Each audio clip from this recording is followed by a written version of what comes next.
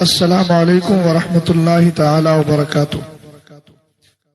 عادت کے مطابق اس سال بھی مرکز اہل سنت کا پیغام قوم مسلم کے نام۔ حامدوں و مسلیہ و مسلمہ، مسلمان بھائیوں، ہم جس دور میں جی رہے ہیں وہ فتنہ و فساد اور بہرا روی کا دور ہے۔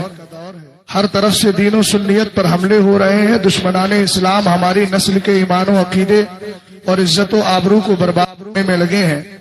جن کی زد میں خاص کر اسلام کی وہ بھولی بھالی بچیاں آ رہی ہیں جو عصری اداروں، اسکولوں اور کالجوں میں پڑھتی یا پڑھاتی ہیں یا پھر سرکاری اور پرائیویٹ سیکٹروں میں نوکری کرتی ہیں اور دینی تعلیم اور اسلامی تہذیب و کلچر سے پوری طرح ناواقف ہیں،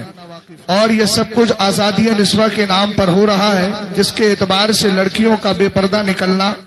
غیر محرم کے ساتھ اختلاط، حتیٰ کہ غیر مسلموں سے بات چیت کرنا، میل جول رکھنا کوئی عیب نہیں سمجھا جاتا، جس کا برا انجام یہ ہوتا ہے کہ مسلم بچیاں ایمان و کفر کا فرق کیے بغیر بہت سارے موقعوں پر غیر مسلموں کے ساتھ شادیاں رچا لیتی اور ان کے ساتھ ہی زندگی گزارنے کا فیصلہ کر لیتی ہیں، العیاذ باللہ، جو ہر طرح خسارہ ہی خسارہ ہے،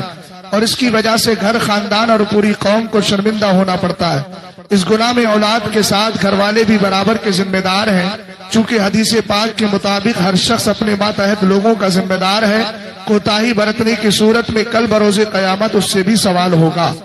عورتیں نازک شیشی کی طرح ہیں، ان کو سدھارنا اور اسلامی ماحول میں ڈھالنا بڑوں کی ذمہ داری ہے۔ ان خرابیوں کو دور کرنے کی چند تدبیریں ہیں جن کو بروئے کار لا کر ایک پاکیزہ معاشرہ تیار کیا جا سکتا ہے۔ نمبر 1، بچپن ہی سے بچے اور بچیوں کو دنیاوی تعلیم کے ساتھ دینی تعلیم بھی ضرور دی جائے،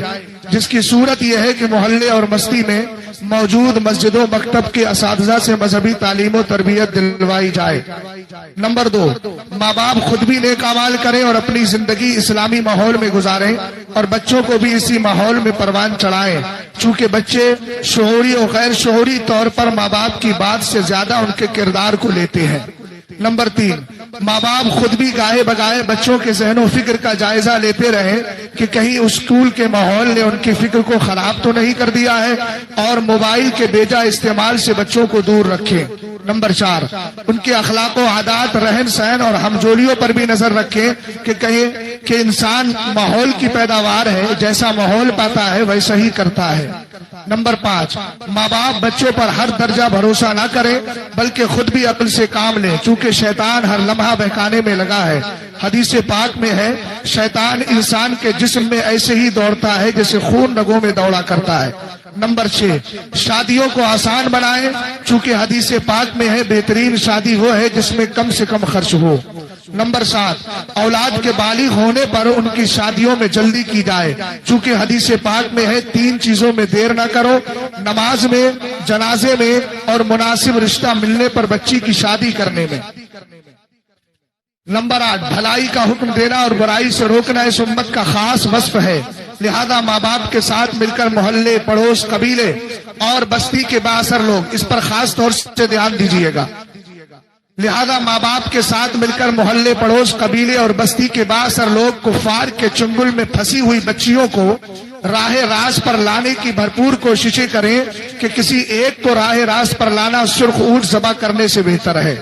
نمبر 9، مساجدوں، مکاتب اور مدارس کے ائمہ و اساتذہ اپنی اپنی ذمہ داریاں محض ڈیوٹی سمجھ کر نہ کریں بلکہ خلوص و للہیت کے ساتھ خدمت دین متین سمجھ کر کریں، چونکہ آپ کو اللہ نے دین کی خدمت کے لیے چن لیا ہے، اسی لیے آپ کو علم دین کی دولت عطا فرمائی ہے۔ نمبر 10، ائمہ، اساتذہ، خطبہ اور واعظین حالات زمانہ اور وقت کی ضرورت کے مطابق بلا کسی خوف و خطر کے عملی اقدامات کریں اور معاشرے کی خرابیوں کو دور کرنے میں بھرپور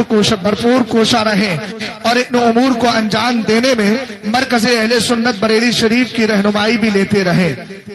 نمبر 11، مساجدوں، مکاتب اور مدارس کے اراکین و ذمہ داران دینی کاموں میں اماموں اور مذہبی پیشواؤں کا بھرپور تعاون کریں۔ نمبر 12، مسجد کے ذمہ داران اماموں کو بد مذہب کا نکاح و جنازہ پڑھانے پر مجبور نہ کریں اور نہ ہی رد بد مذہبہ کرنے سے روکیں کہ دشمنان دین اور گستاخان رسول صلی اللہ علیہ وسلم سے عداوت رکھنا ہی تقاضۂ حب نبوی اور ایمان کا حصہ ہے۔ آخری پوائنٹ سن لیجئے، مساجد و مکاتب اور مدارس کے لیے ایسے ہی ائمہ و اساتذہ منتخب کیے جائیں جو مذہب حق اہل سنت مسلک اعلیٰ حضرت کے سچے پکے ترجمان اور پاسبان ہو، نیز ان پاکیزہ مقامات کے ذمہ داران بھی مذہب و مسلک کا درد رکھنے والے ہونا چاہیے تاکہ وہ دینی کاموں میں مفاد پرستی اور بیجا مصلحت پسندی کا شکار نہ ہو۔ فقیر محمد عزت رضا خان بریلوی غفر لہ۔